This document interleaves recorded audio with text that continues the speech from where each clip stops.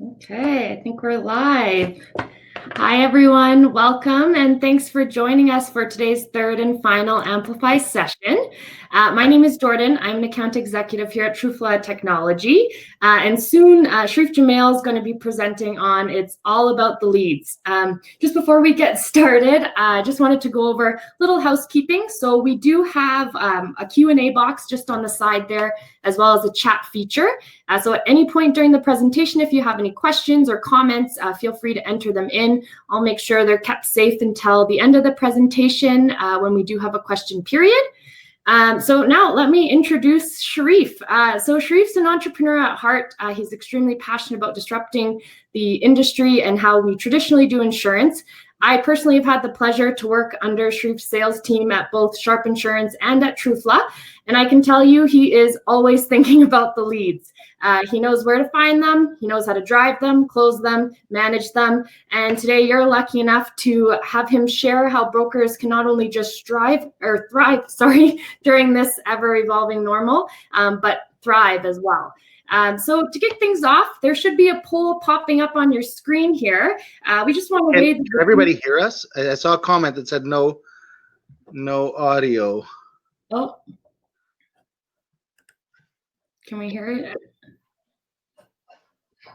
Hopefully everyone can hear us. Right. But you will pop up on your screen there.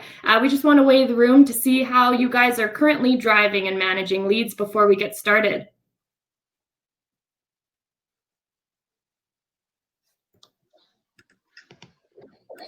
Okay. Without further ado, I'll turn this over to you, Sherif. All right. Thanks. Thanks, Jordan. I'm pretty excited to be here. It's been, it's been kind of a long road with, ever since we started Sharp Insurance about 10 years ago. So a little background for those who don't know me. Sherif Gemayel, president of Sharp Insurance and CEO of Trufla Technology. I started Sharp Insurance about a decade ago. I did not come from the insurance industry, so I didn't have a background in insurance previously, and I kind of, sputtered around and figured my way navigating blindly, and and here we are, kind of a decade later. We've got Sharp Insurance, we've got Trufla, that is our technology company that we've kind of been building broker-facing technology for years. And I'm really passionate about today's topic. Today's topic about leads. Leads are so fundamental. I'm going to share my screen, get started in the presentation. Hang on. I'm doing this the old-fashioned way. Okay. Let's see. Get this going. So yeah, super passionate about leads, because the reality is, if you don't have leads, you have nothing. Sales, the lifeblood of a business is sales and cash flow, like the quote says. No sales, no business. Especially in insurance. I mean, insurance is so unique because, we have a business that has residual recurring income, which is beautiful, but it can be both a blessing and a curse. Blessing because you kind of build on it year over year, helps you grow. You've got that residual, high retention, great, but it's also a curse because it can kind of give you a false safety blanket. If you're not actively growing your business, it kind of gives you that false a false sense of what, the kind of the pulse, the safety of your business. Another quote I want to share. If my screen will change here. There we go. Is that sales is an outcome. It's not a goal. A lot of people don't really understand that sales is, like the quote says, it's a function of doing numerous things right, starting from the moment you target a potential prospect until you finalize the deal. It's a process. It's a set of methodical steps that have to be well thought out, and even more important, meticulously executed. I mean, the reality is nobody goes into a business, wanting to fail. People go into business to succeed, and typically why businesses will fail is because they're not executing properly, whether it's their sales, their business plan, whatever it may be. It typically comes down to execution. So sales is a process. I think everybody knows what a typical traditional sales funnel kind of looks like. And so there are certain things I want to make sure we get clear at the outset of the presentation, that kind of that's gonna help us along the way. And the first is understanding kind of that sales funnel, where at the top you've got your leads. Your leads are the opportunities that come into the brokerage. Your middle stage there is your prospects. That's really where you're doing your quoting and where you're qualifying your client, and providing the options of insurance kind of in that middle layer there. And then the third layer is basically the binding and the issuance of the policy. That's where you're completing, and as you see kind of how the funnel goes, every step along the way it gets a little bit smaller. Most of you, I'm sure almost all of you have seen this, kind of the traditional sales funnel. And just to make sure we're, again, a little bit of terminology. Some people don't necessarily understand the difference between a lead and a prospect. And quite simply, a lead is effectively someone coming to your door, kind of knocking on your door, whether it's your website, your business, saying, hey, I think I want to buy insurance. A prospect is someone who is now going through the motion of buying insurance, and the prospect step actually has work involved. Like that's where the internal work is to qualify. And here's the thing. I mean, and this is something we need to really understand. We're in insurance. We sell insurance, and this is something that I talk to our team quite a bit about, especially at Sharp. We don't really sell a product that people are excited for. Nobody gets the warm fuzzies about buying insurance. I don't think there's ever been a husband and wife, for example, or a spouse. You're your spouse or whoever it may be, and you say on a Saturday morning, hey, let's get a coffee, let's relax, and let's shop our insurance today. That's not typically how the conversation goes. It's usually like, oh, fist, I have to go buy my insurance. And there's a little angst around it because it's a grudge purchase. Most people aren't that responsible. Some are. I mean, some people, they want to make sure they're covered. They understand, that they're protecting their biggest financial assets and whatnot. But for the most part, people buy insurance because they have to. You want to drive, you got to buy insurance. You want a mortgage, you have to buy insurance. You have a business, you're getting insurance. So it's we already have a tough task ahead of us to sell something that they don't necessarily want to buy. They don't line up at the door. So the real work starts at the prospect stage. And especially for our team internally, I've said to them many times that sales really is nothing more than a mathematical equation. You've got your input. Kind of in the middle road, you've got your processes, and that's where you're kind of doing all the work, and then your output, which is your ultimate sales. These are three important parts. As much input that goes in, as much work as you do in the middle, you get your output. It's really quite basic. It's not anything fancy. And if you kind of understand this, you start to build your business and how you want to manage your business around these, and you start optimizing every single one of these steps. So now that you kind of have that along the way, I mean, it's easy, right? All you have to do is find more leads. You have to find a way to drive in more opportunities, because if you kind of look at how that funnel was, and if you see kind of the process, the more leads you can stuff in there, I mean, you're gonna have more business. And I know one of the things that certainly was asked of me coming into this presentation was, okay, well, can you kind of help us find more leads? Well, yes, I'm gonna give some pretty cool ideas, you know, kind of try to jog some creativity here, and I'm gonna share where a lot of the areas that we kind of focused on as a brokerage and where you can get leads.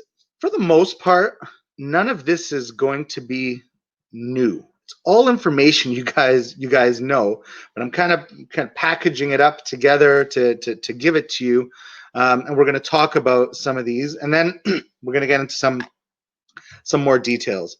So leads really fall into two categories. It's only two categories. There's your external sources and your internal sources. Your external sources are defined as basically leads that are brand new, that have zero internal tie. So it's not tied to anything internally, existing client, existing, you know, employee. There's no tie. It is a purely a new opportunity. And then your internal sources are the internal ties. So again, everything from you know, current clients, you know, selling additional cover. We're going to get into some details, but those are really the two categories that they fall into. And there are lots and lots of lead sources, you know, but we're going to kind of focus on where I think are some really big, you know, good big ones for your brokerage. First and foremost is search. I mean, let's call it as it is. Search is online search is where most people find everything. I mean, think about your own personal life. Anything you are searching online, anything you're searching that you want to buy, you typically go online first, whether it is to find information about the product, or if you know the product, it's to read reviews about the product. You know, that's kind of your source. I mean, we all know, you know, Google kind of knows everything, and we all believe that, and that's the world, you know, we're kind of in. So search is huge. When somebody is buying insurance, they are going online. They are going online and searching, you know, for the specific type of insurance that they want, and typically in the geographic area that they're in. And when they do that search, they're going to find two different types of results in that search. One is the organic results, which is just, you know, kind of your natural results that Google will give, plus your paid ads, which are typically the results that you find at the top and at the side. They always say ads there, so Google kind of clearly identifies what's a paid ad and what's organic. And I mean, Google is in the ad business. They want that's how they monetize what they're doing. So ads are so important to them, driving opportunities to business. This is what they do. Wanted to share some numbers with you guys, kind of some averages of costs of leads. So 2019 average for a cost of a lead, a paid lead, is $118.21.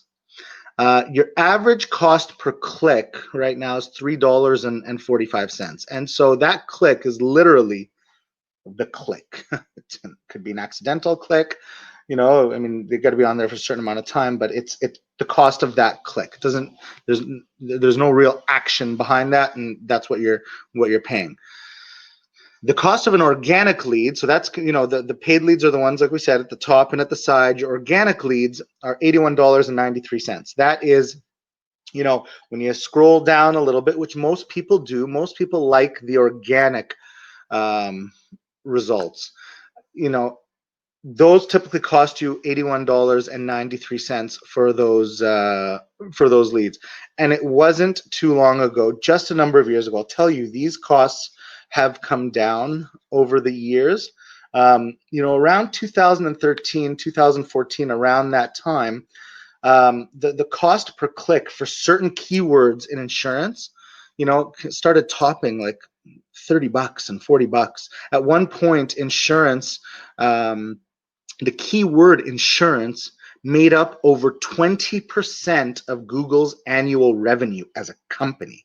Like, that's ridiculous. We're talking about, billions of dollars just from insurance, and obviously all types of insurance. You're talking about medical, health, auto, commercial, property, bonds, all types of insurance, but it got pretty crazy and expensive. So that's come down, and right now it's actually a lot tougher to kind of get the exact cost of insurance because it's kind of blended in the financial industry. I was certainly searching for quite a bit, and it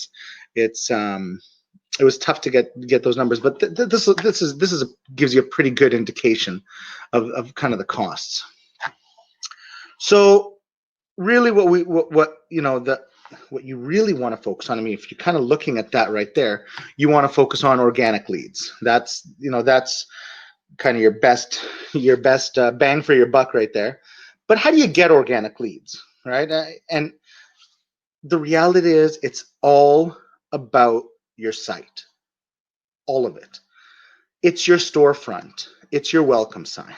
Like, that's all Google is looking at is kind of your site. It's your brand. It's your first impression for people. And because of the business that Google's in, and they're kind of driving that experience for customers, they want to make sure that businesses or the results that are kind of at the top of the search are the most relevant. It has to be the most relevant. If you think about your own world, you type in a search in Google, and if you don't get the results that you want, you never think that Google is wrong. You actually go back into the search bar and just type the query a different way, because God forbid, Google can't give you the wrong answer. It's typically, I probably gave you the wrong information, Google. I'm sorry about that. My mistake. So what does Google look for when it comes to the site? They're looking at the architecture and the site structure. Is this a site that someone is going to have a good experience in and kind of navigate? They're looking at load speed. If your site is slow at loading, that's terrible. It's not a very good experience for the consumer. Nobody kind of wants to wait there for the wheel to load up. Mobile friendliness. Most search happens through these bad boys, right? Like, it's not on desktop as much.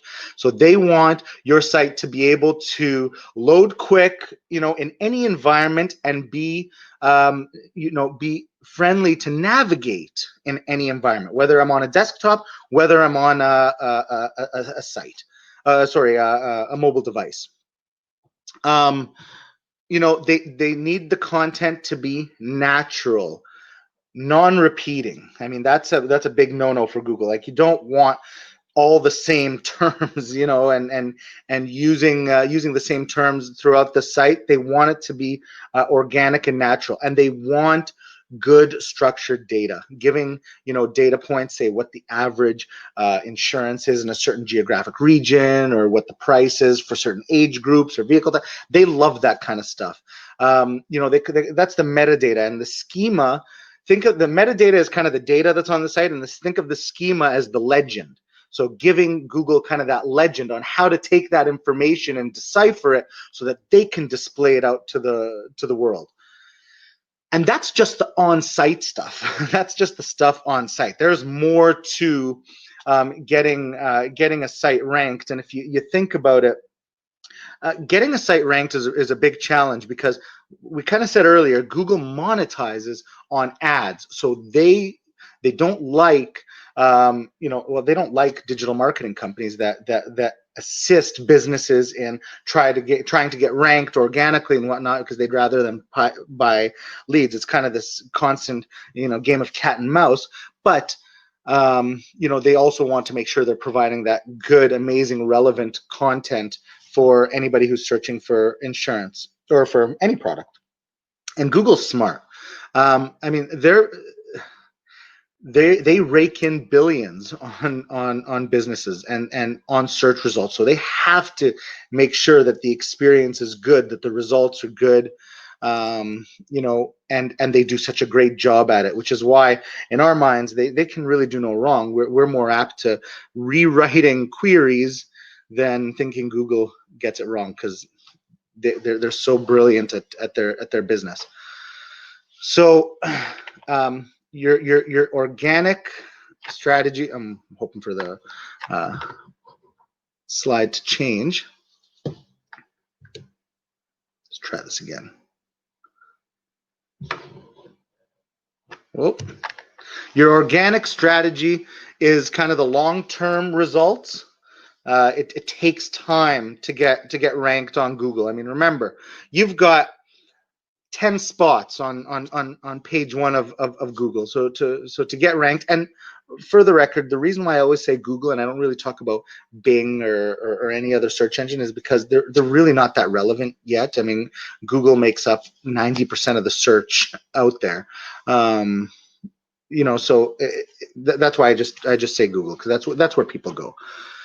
So there's 10 spots on the first page of Google, 10 organic spots. Getting there is really tough, right? So you've got to have a really good strategy, building really good content on your site, giving stuff that's relevant, until Google kind of starts looking at it and saying, oh, this is actually pretty good. We should kind of bump this up. This is important.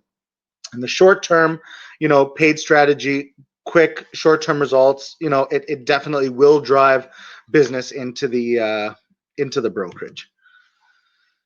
From there, another way to get leads are your lead aggregator sites. You know, you've got kind of your lowest rates, Kinetics, Hotline. These sites have been around for a lot of years. You know, they're trusted by the consumer. The consumer gets a really good experience off these sites, and it is a way to get leads into the brokerage. They do come with some challenges. You know, some of the challenges are you could get, you know, they've always got a ton of leads and you can buy a ton of leads. But again, a lot of brokerages that we've kind of talked to over the years, if you're not properly managing these leads, or you don't have a way to manage it properly, you're kind of throwing a ton of money at it, which becomes a challenge. And they're in the business of selling leads as well. I mean, that's their business. So they need to make sure they have a great experience for their consumer too. Like if there's leads that you're kind of buying from the lead ag sites, and you're not getting to them fast, and people are complaining that they're not getting, you know, that they got a quote but nobody called, whatever, they hear about it, and it just doesn't get to be a good experience, and it kind of has the ability to affect both. I do know that, you know, I know some of them quite well, and I know sometimes they've had to actually kick brokers off and, you know, kind of stop them from taking in leads because they're not managing it properly and they're not creating that experience for the consumer. So you know, that's a pretty important thing, kind of knowing how to manage that. Other things to think about, this is stuff that we've kind of done over the years with Sharp Insurance. You're targeting peripheral industries for leads. I mean, we sell car insurance, right? So a great place for leads is go to where the cars are sold. You know, those cars can't come off the lots unless they've got insurance. And obviously this depends as well on, you know, which province you're in. It's different in Manitoba than it is in Alberta, you know, because of public auto versus private auto. You know, but again, dealerships are a great source. Mortgage brokers, you know, you got to have insurance to close a you know, to fund that mortgage and to buy a house. That's a great source of leads. Accountants deal. I mean, there is no business without an accountant, and most people use accountants to file their personal taxes. You know, could be a good source of leads. Lawyers, another one. You know, part of that property the mortgage broker stuff. I mean, you can't close a deal without a lawyer. You don't buy a business without a lawyer. It could be a good source of leads. Of course, industry associations. This is all stuff you guys kind of know. But again, it's kind of focusing on these properly. Really creating these programs in a way where it's measurable. This is not new stuff, and I'll tell you from experience. Early on when we, with Sharp Insurance, we focused on dealerships, for example, and we were not the first to do dealerships. Like, this was not a new idea.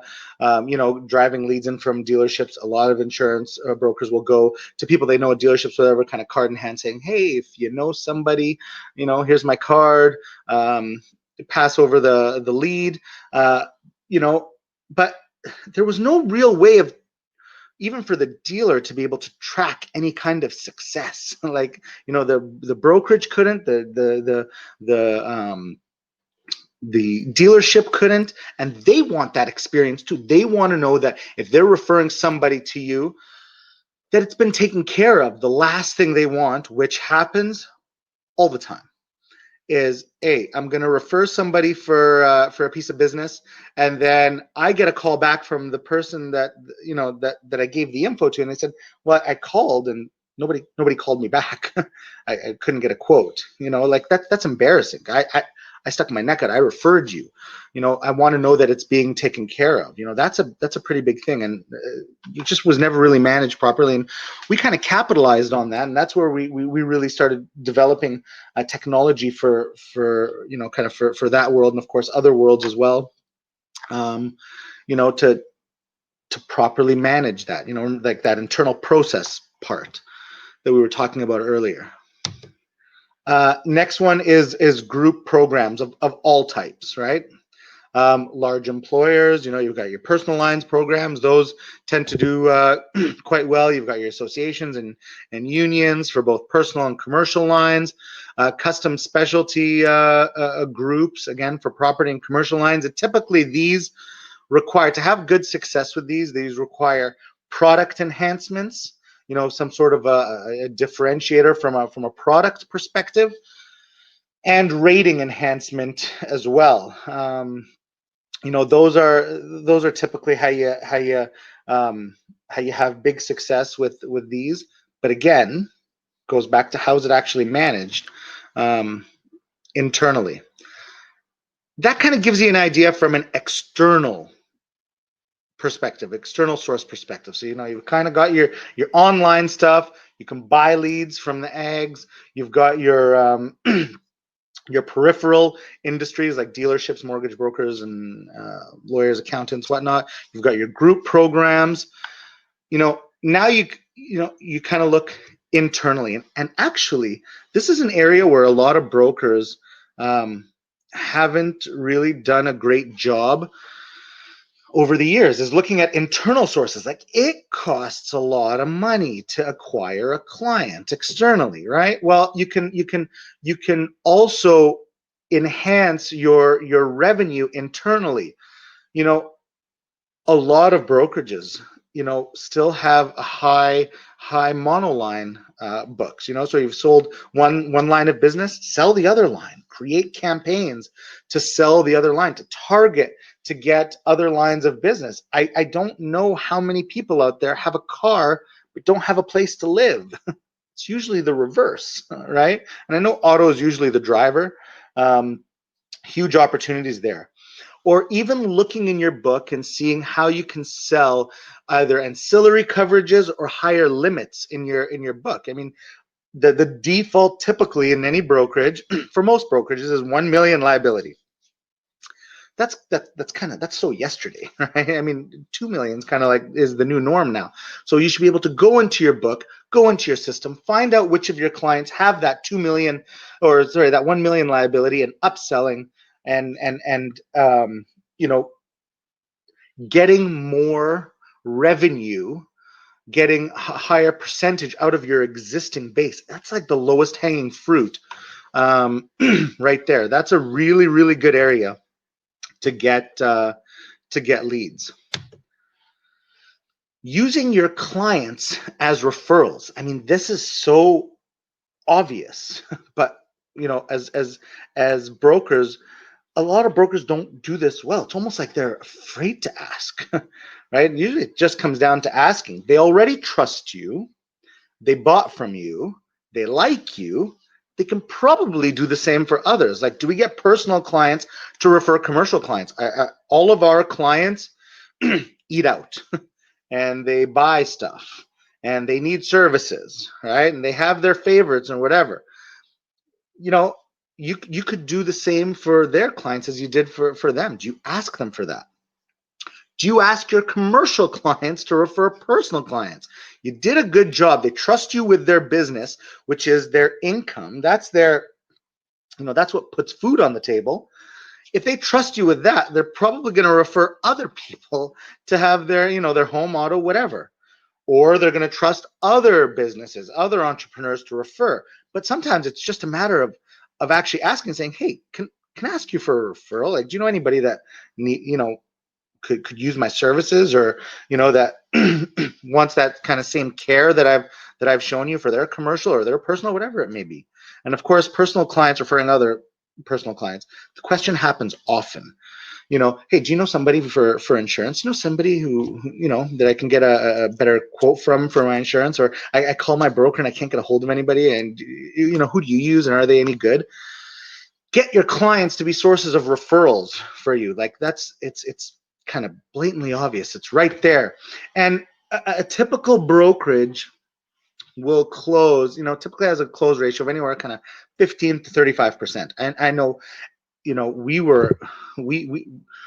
would run consistently for years. We were at 35%. We kind of hover around 25% right now, maybe even a little bit lower. But getting to that level is remarkable. But referrals, when you're getting referrals in, it jumps up considerably. I mean, double, triple the bind ratio.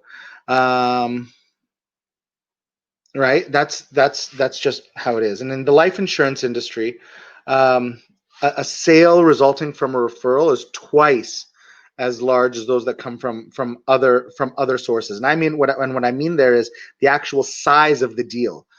Somebody who's just kind of, and it's likely the same for PNC as well. If I typically, as a human being, I live in a certain community. People are very similar to how I am. My friends and whatnot will typically have similar buying habits, behaviors. Like, it's human nature thing. So if I'm referring someone, they would typically look similar to me in terms of what they're buying, kind of home they have, the kind of cars and whatnot. So using those people is huge. Another one that we kind of forget about often is our own employees. They already believe in us. They're out selling the product. Do they have friends, family? Do they have social media? Do they promote you? Are your own people your promoters?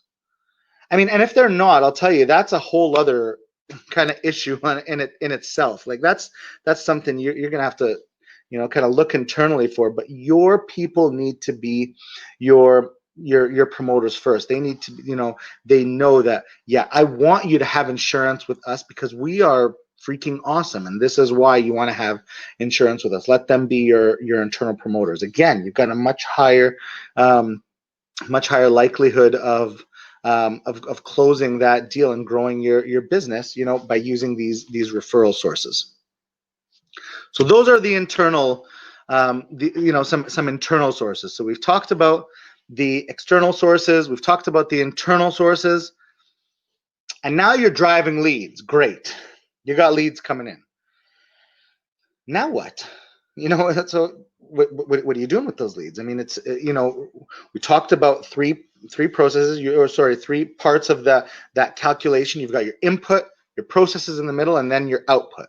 Well, you figured out the input part. You've got these leads coming in, but now you've got to look at that processes in the middle. You've got to have a well-oiled machine that can consume the leads and spit out the output of the sales. And really, what it comes down to is, you have to have a keen understanding of the mathematics of leads. If you don't know the math behind it, it's quite simple. You're going to fail. There's no end ifs or buts about it. It's business. Business is a numbers game. You know it's a numbers game. You know, a lot of you are entrepreneurs. You have to know the numbers. And the three main things you have to know is your cost per lead, your cost per opportunity, and your cost per acquisition. Those are three things you got to know. So your cost per lead. Typically, your cost per lead is calculated by taking your total ad spend, your total campaign spend, whatever that campaign may be. If it's a paid campaign, if it's, you know, you've hired a BD to go find a certain type of commercial business, whatever it is, your total ad spend versus the leads that were generated from that campaign.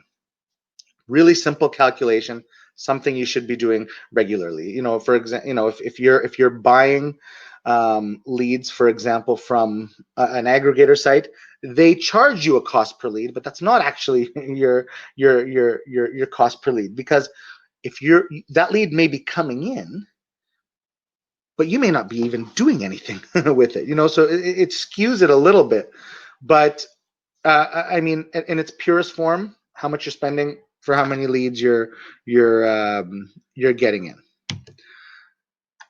Remember, we were talking about the cost earlier, how you've got your paid costs and you've got your organic costs. So when you kind of blend them, your financial service 2019 average for a lead is $101.07. That is kind of the average right now. And if you do a quick calculation, you know, let's take it, you know, for an average brokerage, your average commission inside the brokerage, you know, if you're blended between commercial, personal, you're about 15%, maybe 16%. We'll just use 15% for a nice round number. If your average policy is $2,000, that means your commission on that is $300, right? So you're getting $300 average commission. So right off the top, you're paying $101 for a lead. It's pricey. It's not cheap. And if you can imagine, if you're not managing that properly, you know, it can be pretty expensive. Your next calculation is your cost per opportunity.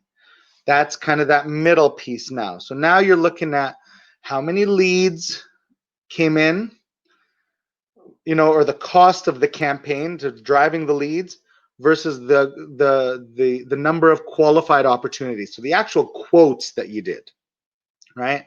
So just because you got a lead in doesn't mean you're quoting them all, right? So now you have to calculate your cost per opportunity. You know, and that's a really important metric to know. The last one is your cost per acquisition. This is, I mean, anybody who's watched, you know, Dragon's Den, Shark Tank, any of the business shows, you've read business books, whatever, this is a very important number to know. What's your cost of acquisition? So what's kind of the total cost of driving the lead in versus the number of sales that you did?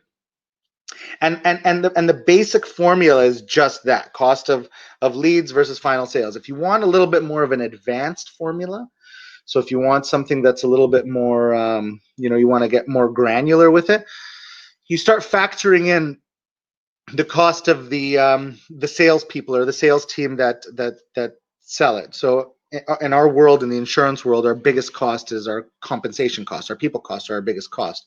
So you know, you start factoring that in, you get a little bit of a better idea. You know, Sharp, it was a little bit easier for us. We did things a little bit different. We kind of separated our sales team from our service team. And there's a lot of different schools of thought. I mean, I've had a lot of differing opinions on this, whether that's the right way, the wrong way. For us, it was the right way. The way we kind of saw it, you know, was salespeople are kind of bred to sell. They love selling. They're really shitty at service. No other way to put it. And service people, God bless them, they're phenomenal at kind of hugging and holding and loving the client, but they're not, they're not salespeople. They're not built like salespeople. They're not kind of thinking about that next sale. So in our world, once a client, a policy has kind of been sold, I don't want that salesperson talking to them, because they're not very good at dealing with the client. They can't love the client the way somebody else can, but they're really good at selling. So we can kind of, when we're calculating our cost of acquisition, we can break it down a little bit more, but that's kind of just how we've done it. So when you're doing campaigns, generating leads, all of this, you really need to be able to answer two main questions to answer. Is your lead gen campaign giving you a return, right? Is your lead gen campaign growing your business? So the return part is actual cash flow profitability, or you just, is it milk for you, or you kind of put it at the back of the store, you're just driving somebody in and hope you sell them other things later, which most brokers haven't been very good at. And is it growing your business by PIF count? Do not look at anything else other than PIF count. Revenue is, again, it's that kind of false blanket that we talk about, because let's be honest, the cost of insurance 10 years ago is not the same as the cost of insurance today. Insurance is constantly kind of increasing. The cost of repairs goes up. You've got inflation. Lots of mitigating factors. So insurance is going up. So your revenue may be going up, but your PIF count is not. So great, you're comfortable. You're like, oh yeah, we're good. We kind of grew by 1% or 2%, but the industry actually, the premium grew by 6 or 7%, or if you're in Alberta, by 300%. No, I'm just kidding. It's kind of grown. So you're getting kind of this false sense. So always look at PIF count. So important. Secret, which is not, it's like the worst kept secret. All of the fastest growing brokerages out there and the best run have great lead management tools in place.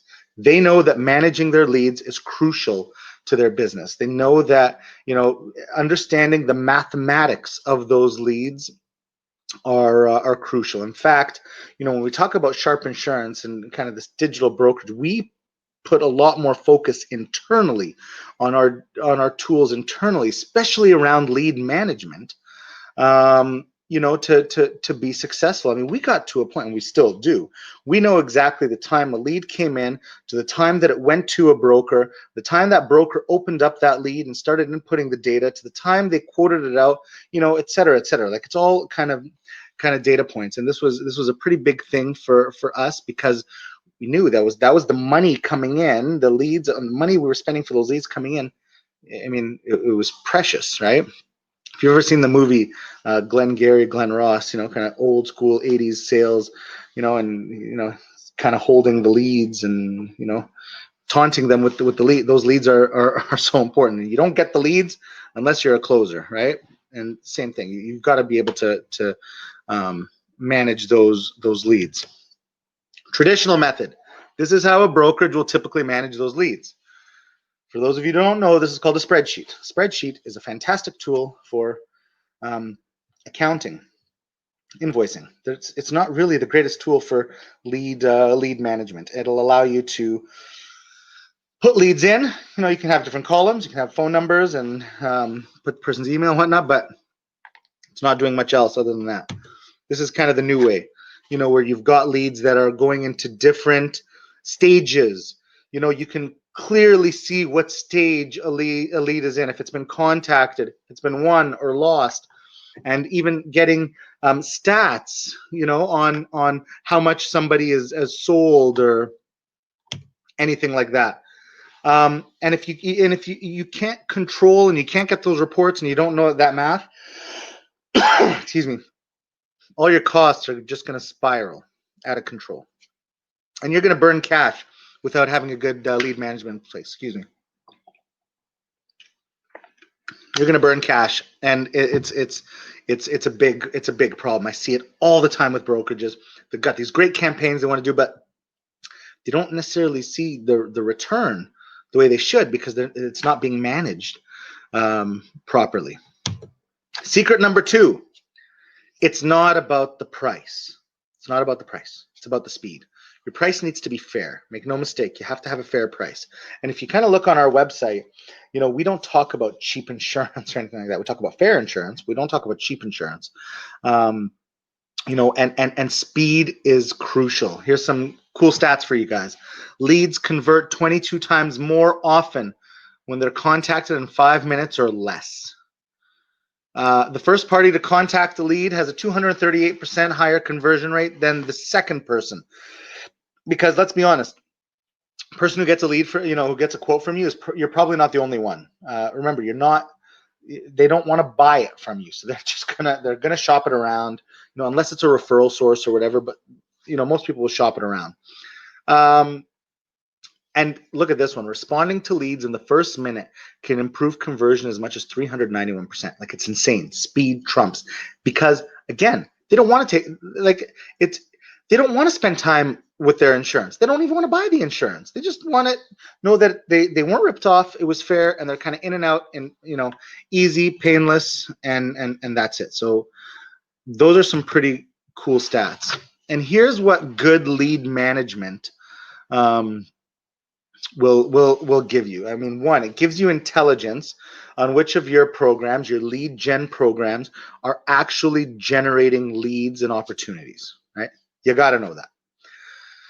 A good lead management tool will give you the ability to respond to leads fast, right? So based on the stats you just saw, you're going to really improve your chance of success just by getting to it faster. Just by responding faster and being on top of it, you're going to get to the leads. You're going to close at a higher rate. It'll give you insights into the financial success of your campaign. So it'll actually help you do those calculations, the mathematics of the leads. Any kind of a good lead management tool will do that. It gives you the ability to see who on your team is actually responding to the leads and who's having success, what your sales ability is internally. I mean, we got to a point at Sharp where we could see where brokers were kind of faltering, so that we could train them in certain areas, just because we were so granular about, how long it was taking kind of each step of the way. So it allowed us to get more robust training, so that's a pretty that's a pretty big one. And if you're spending the money on the campaigns, you want to know that your people are actually responding, and they're getting back to the leads that are coming in. And it's also a tool that allows you to accurately measure and improve your processes. So if you see there's certain areas in that process, that kind of that middle piece that we're talking about, that isn't operating so well, and you've got it pretty granular, you're able to have measurables in place to and constantly improve that. Some self-explanatory stats. I love stats. So let me share some of these. 78% of prospects convert with the first party to make contact. That's a big number. I mean, 4 out of 5. If you're the first in, they're closing with you. 80% of leads do not close on the first call, so you don't have to close it right then and there. The average lead requires over 5 attempts to make contact. So again, this is why we say, Excel isn't necessarily the best tool, because, I mean, if 80% of your leads closed on the first call, then using Excel is a great tool, because you're just 4 out of 5 of them, they're going to close right there. You're going to mark kind of win or loss right there, and you kind of move on. But you need to be able to nurture those leads. It's like planting a seed, watering it, seeing it grow. You've got to nurture those leads. And it does take work. So having the right tools to help you do that is a huge thing. And 40% of leads eventually convert with long-term follow-up. So they may not be looking to buy today. I mean, even our own clients, their renewals will be 60 days out. They get their renewal 60 days, 45 days out. So they've got some time. Right? They get their renewal, or they haven't had a good experience. They've had a bad claim, whatever it is, and the renewal isn't for months. They're going to start looking. They're starting to see what else is out there. That's about 40% of your leads. So having that tool, again, to nurture it is pretty important. Some other cool stats: the best days to contact qualify lead: Tuesday, Wednesday, Thursday. Nobody wants to do business on Fridays. That's kind of that's their day off. And Monday, well, we know how everybody feels about Monday. Everyone's in a bad mood on Monday. It's the beginning of the work week. So Tuesday, Wednesday, Thursday, kind of your best bet. Best hours to contact and qualify a lead. It's during the day. Most of those are kind of the working hours. 4 out of 5 of those are when we're actually at in the office. People would don't want to use their it kind of goes to show that people don't want to use their personal time to buy insurance because they don't like to buy insurance. So I'll just do it at other times, that when I'm doing other things I don't like, sometimes like working. Making 2 calls versus 1 increases the chance of contacting a prospect by 87%. A lot of times, and we see it even a lot in our business, brokers will call once, I didn't get a hold of them, move on. No. You got to keep trying. You can keep trying, and 88% of leads will eventually convert that are contacted twice in the first 24 hours. So you can't give up. Got to keep trying. Some examples of some great lead management tools out there. Share those with you. And goes to the next slide. TruLeads, obviously, Trufla. We have our own lead management program, which we love, and it's kind of insurance focused. Salesforce has a great tool. Zoho, HubSpot, Pipedrive, they're all great lead tools. And I will say, whatever you use, just use something. Use a lead management tool. Don't, you'll notice the one thing up there, even though like we use the Microsoft suite at Sharp. We're on Office 365. We don't use Excel. We'll use outside tools. It's so important to do that. Let me share with you guys a little. I'm approaching the end of my thing here, and I thought you guys might like this. At Trufla, we have a tool that we built a few years ago that we use quite a bit called truScore. truScore is basically it's a digital tool that we built that will give brokers a score, a digital aptitude score, based on a lot of different online metrics and a lot of different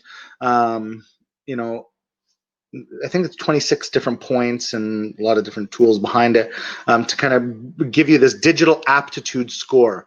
And one of the things that we do as well, where we get hired by some brokers and some carriers, we've done this for carriers as well who want to know more about their broker force, is we do kind of a mystery shop on them. So we give them their digital aptitude score and their sales and marketing scores as well. And here's just some sample results of things we've seen over the years. We won't name anybody, but you'll kind of get an idea of where they are geographically. And we did these mystery shops in April.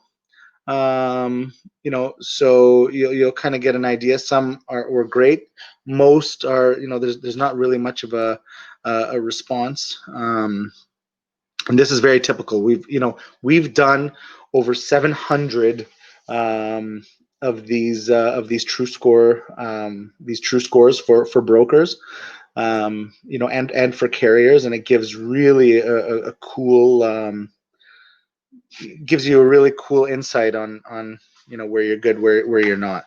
A lot of times, the leads we'll put in, and we're very careful about even the type of lead, so that it's an attractive lead for the broker. They don't even get responded to. Most of the time they don't. So that's pretty telling. And if they've got the right tools in place, that probably shouldn't happen. And what we're doing is, for everybody that's kind of attending the session, we've got kind of your email address. So we actually have we've kind of got a basic truScore report. It'll kind of give you a quick snapshot of your digital aptitude, and we'll be sending those out likely next week. And that's it. That's all I've got for my presentation. So I'm going to turn it over to Jordan. I'll just stop sharing, and then I'll turn it over to Jordan. Is that working? Just want to make sure it sounds working. It. Can everyone hear me? Sure. I can hear you. Yeah. Okay, awesome. Okay, well, there's been some questions actually while we've been chatting, and we're coming close to our time. So if you have to leave, we understand. But if you can stick around for some Q&A here. So we had some during the chat. The first one was, what is the source for their organic click cost? Does this include the cost of content creation and SEO? No, that's not. It wouldn't be the content creation. It would be the cost of SEO. So that's typically the cost of hiring a third party digital marketing company that's managing your SEO campaign, that's helping you kind of work your headers, your metadata, you know, and whatnot.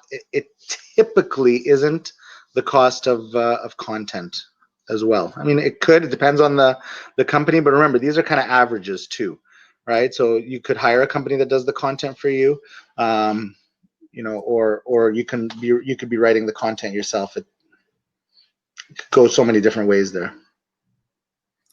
Okay. And next question we had was, do you recommend a specific lead management tool? So I think you ended up covering that, but I think I know your answer there as well. Yeah, I'm going to be biased. You know, TruLeads is a powerful tool, and it's a tool specific for insurance. We've got a lot of clients on it, and it's you know, so yeah. But again, I wanted to make sure we showed a bunch of different tools, because you know, there are a lot of tools out there that do a great job. You know, that's not you know, there's no knock on that. And knowing that having a good lead management tool is totally different from your BMS. Like, we've got to be clear on that. Your BMS is not a lead management system. It's a policy management system. You know, it's kind of that repository that holds your policy. Don't use your BMS as a lead management tool. It's not it. Yeah. Yeah, and I actually forgot to go over the poll results, which are quite interesting. So we had 55% say that they are using a lead generation campaign, but only 46% are using a lead management system. So I think you guys can all see the poll results. It's quite interesting across the board, and quite shocking that 22% of you aren't using anything. So if you guys have any questions on this, please put it in the chat or the Q&A. We do have one more. How do you draw the line between following up on leads and coming off as a pushy salesman? That's a great question. That's really up to you internally. It depends. You know, I would say it depends on the lead source. You know, some sources you probably want to follow up a little bit more. I mean, it is your money, right? You've spent money to draw them in, and you know, I've always been the type, like, you know, I'll stop when you tell me to stop. You know, and if you say no, then I'll stop. That's it. I'm done, right? But if you've asked me for something and now all of a sudden you're avoiding me like the plague, well, I'm still kind of here saying, well, I want to talk to you. You said you want to talk to me. Let me talk to you. You know, I'd say, you know, 3, 4, 5. It's so tough to say. It really is a personal thing, and we don't even tell our salespeople kind of what's that minimum. I think actually we do say a minimum of three touches, but we've had salespeople that have gone to 5, 6, 7. You know, they just won't give up on it. You know, and actually they tend to be the more successful salespeople, no doubt. So they just don't give up. That's awesome. We had someone ask if you can help with a simple Excel spreadsheet. I could point you in the right direction. Who can do that for you? I'm not your Excel guy. I do know I have management tools, but not Excel. Okay. What is your sense about the proportion of brokers who have and use lead management systems, even a simple one, but more than Excel? Little. It's not common. I mean, even if you kind of look at the poll results from people who are doing campaigns, and you know, and they're not even, you know, half are using campaigns, and the other half, and then, you know, kind of half of that are not even using a tool. So it would be a pretty small portion. Brokers can be better, and I am really bullish on brokers. I mean, I do. I'm a broker myself. I think brokers are absolutely the best way to distribute insurance, and they have the ability to win this game. They just got to have the right tools to compete. You know, that's really all it comes down to is having the right tools to compete. Awesome. Let's see, any other questions? I personally, as I said, I've had the chance to work for Sherif for a couple of years, so I live and breathe this every day. I don't personally have any questions, but I'll give everyone one last chance. Put something in the chat or the Q&A if you have any lingering questions. I know we're just at our 2:30 mark. Okay, doesn't look like we have anything else coming in, but I want to thank everyone for joining us today, especially if you were on some of our earlier sessions. We had some great speakers today. We are getting started bright and early again tomorrow. We have 2 great sessions. So 9 a.m. Mountain Time, we have Jeff Roy talking about humanizing the digital experience. And then we have a fantastic panel at 11 a.m. So Sherif will be back, Jeff Roy will be back, Jeff McCann will be back, and we are lucky enough to have Pete Tessier, if you're familiar with him, hosting the event. So we really look forward to that. Topic will be forecasting brokerages across Canada post-COVID. We do have a couple more questions. So Canada still seems very behind in the lead generation compared to the US and UK, etc. Is there a generational thing with old school brokers or lack of adoption? That's a great question. I think part of the challenge, even on lead gen, if you look at the U.S. is actually very similar to Canada. I'd say the U.K. is way ahead, and the only thing I could really come up with is that the UK is kind of this little island with 60 million people. They've got double the population, and they're not split up into 10 different regulatory regimes like we are in Canada, where you've got some types of insurance in one area, other types of insurance in another.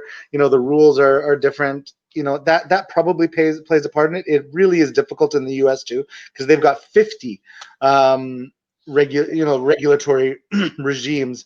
It just seems that in the U.S. they've pumped a ton more money into marketing and advertising, and kind of the big players, your Geico's. I mean, the #1 brand in Canada is still Geico, and they don't even sell up here. They've just spent so much on marketing and kind of generating those leads. We haven't. I think it's catching up. But that's what you saw in the UK too. Actually, it was huge spend on marketing and kind of driving that. And I don't think we're that far behind anymore. It's definitely catching up, especially with COVID. I don't know if you guys have noticed. You kind of look at your feeds.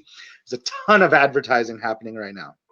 There is advertising all over the place. I've seen brokers come out of the woodworks, advertising like crazy. Direct writers are advertising like crazy. Everybody's advertising like crazy right now. So it's coming up. I think the COVID was certainly a catalyst for it. And we have one more question from Doug. What's the biggest factor holding brokers back from using a lead management system?